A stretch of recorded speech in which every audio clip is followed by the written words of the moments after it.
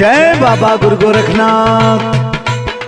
अरे बेटा, और क्या हालचाल है बेटा? ठीक है बाबा, बड़ा दिन के बाद देखैला आवा बैठा। ठीक है बेटा। बेटा वो जो बुजुर्ग दादाजी पड़ोस में रहते थे बेटा, वो नहीं दिख रहे हैं बेटा? वो तो चल गई ना बाबा, फोन कर लड़का देखत हुआ जियते पानी पूछबे न कैल, आज देखत हुआ मर गई ना तो आज पानी पियावत हूँ। ओहो हो, जीते जी एक लोटा पानी नहीं पिलाए और मरने के बाद पानी पिला रहे हैं बेटा। वाह रे कलयुग वाह। जियत है जे दुरियावत रहला, बोली कटुबानी पियावे पीतर पख में, पिताजी के पानी पियावे पीतर पख में।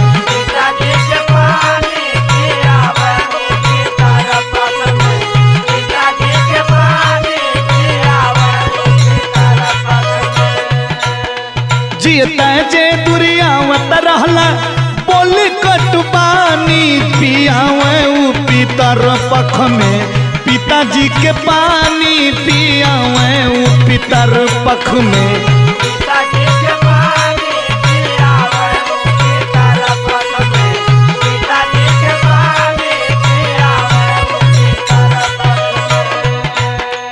जय बाबा गुरु गोरखनाथ, सबका कल्याण करें प्रभु। बात में हरिया के सुन के जे बाप के रहले डांटो,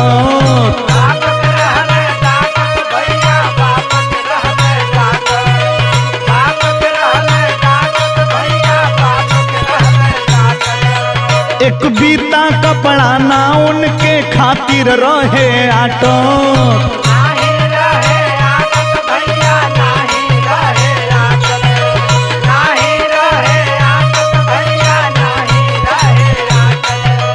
बात में हरिया के सुन के जे बाप के रहले डांटो, एक बीता कपड़ा ना उनके खातिर रहे आटो। भरल रहे गहना गुड़िया से मेहर महारानी, पियावे पीतर पख में, पिताजी के पानी पियावे पीतर पख में।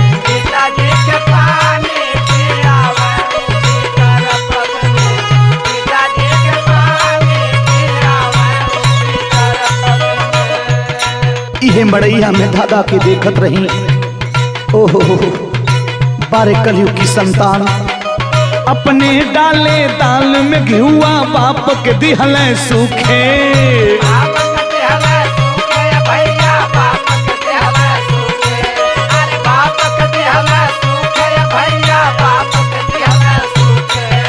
मेहर खातिर से वो संतरा उनके नाही पूछे,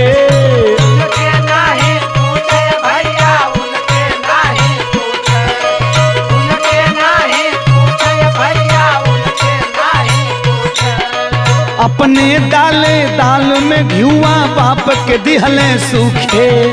बिहरी खातिर से वो संतरा उनके नहीं पूछे, बुझे ना बुढ़ऊ दादा के कबो परेशानी, पियावे पीतर पख में, पिताजी के पानी पियावे पीतर पख में।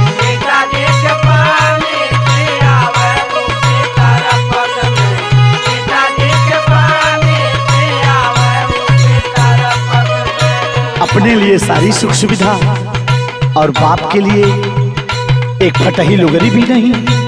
वाह रे आज कलयुग की संतान। जय बाबा गुरु गोरखनाथ, सबका कल्याण करें। अपना खातिर सूटर टोपी और लगावे हीटर,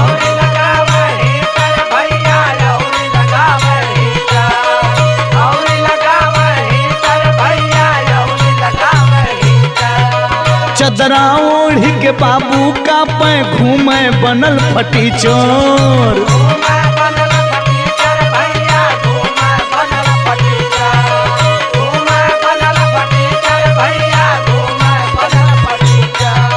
अपना खातिर सूटर टोपी और लगावे हीटर, चदरा ओढ़ी के बाबू का पै घूमे बनल फटी चोर।